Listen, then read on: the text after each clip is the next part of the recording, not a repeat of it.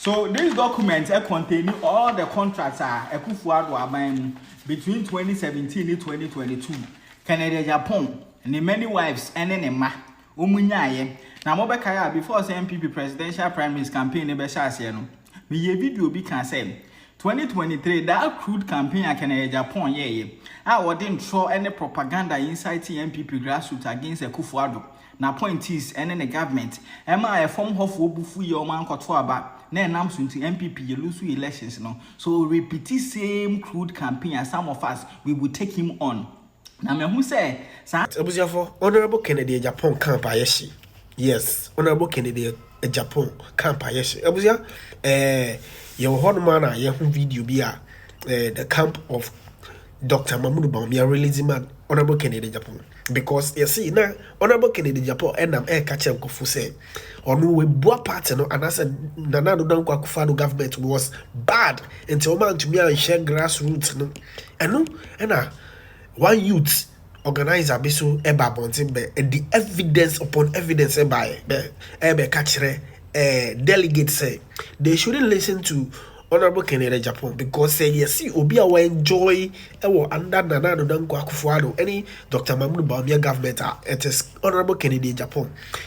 Man juicy contract, a lot of those things are one year be brew one to me and found share grassroots no, but and now also vote no or no catch delegate say and Dr. Mahmoud Bawumia and Nana Addo Akufo-Addo and yes grassroots for but on no the juicy contract and say or share grassroots for but on this ask carrying you know on one cast any properties any share ni ni ma and see abusia my corner share evidence upon evidence nipa we ediaba bonte na yeba yebetu aso nyame shoro bibia.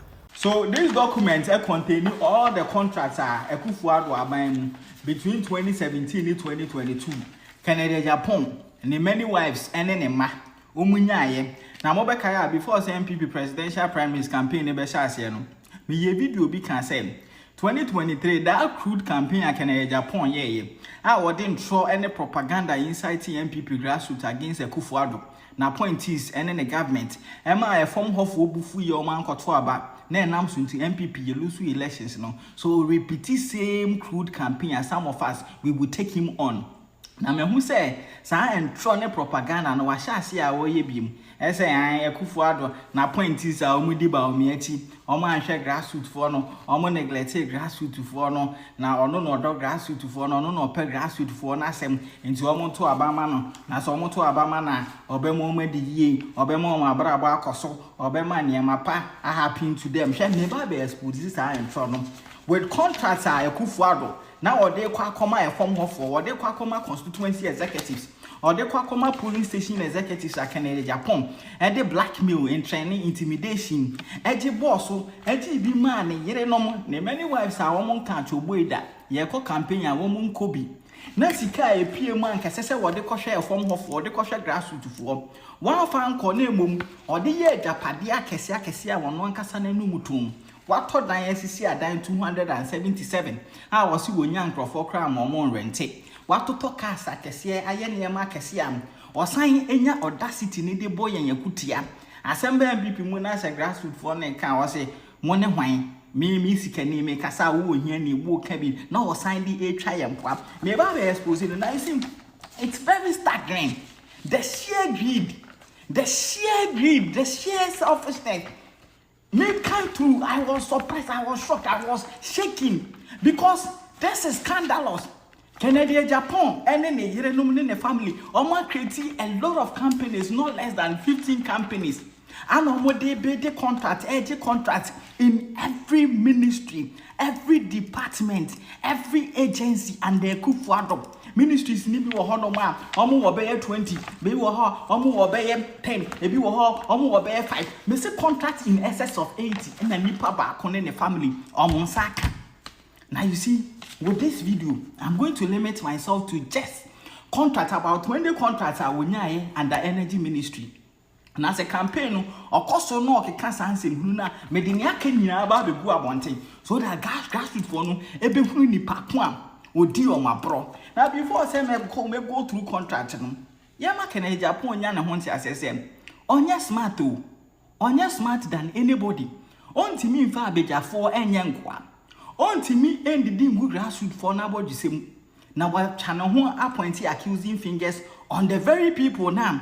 Omo hwa grassroots for no. Omo ma grassroots for na adwuma. Grassroots for no were in need and no more come home. We will not allow it. We will expose him. And me baby go through contract no. Where you just contractor onyaye ewo energy ministry in a space of just 6 years. Now me baby share contract a big kind.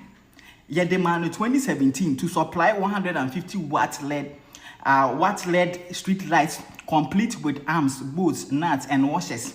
Ye demand 2017 sika PM 100 million 260,000 Ghana cedis.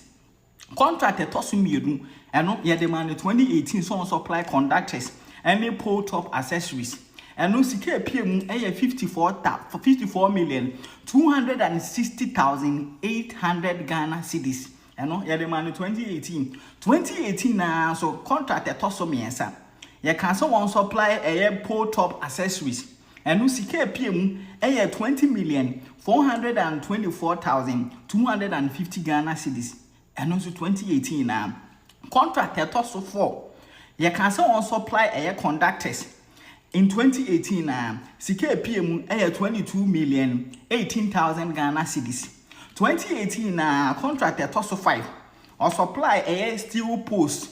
And CK PM 23 million 236,000 Ghana cedis. Contract also 6. And also you can say on supply air conductors. In 2018, Anusika APM 71 million 383,200 Ghana cedis. Contractor at also 7, or supply a LED bulbs. And 2018 no nyasa contract no. Sika APM 47 million 936,000 Ghana cedis. Contractor at also 8. Or supply conductors 2019 year the contract in a man. Sika PM 22 million 400,000 Ghana cedis. Contractor etoso 10. Contractor etoso 9 rather. And no supply electrical materials. Sika PM 33 million 778,000. And also our contract no in 2020. Contract etoso 10. Supply of electrical materials BM and no in 2020 different companies no did you. And no CK PM 30 million 483,300 Ghana cedis. In 2020 now, so yes, I am on a contract. I toss 11. I will supply electrical materials and also different company no use here. CK PM 26 million 302,800 Ghana cedis. 2020 na contract I toss 12 or supply another electrical materials with different company. CK PM 25 million 219,200 Ghana cedis in 2020. Contract also 13.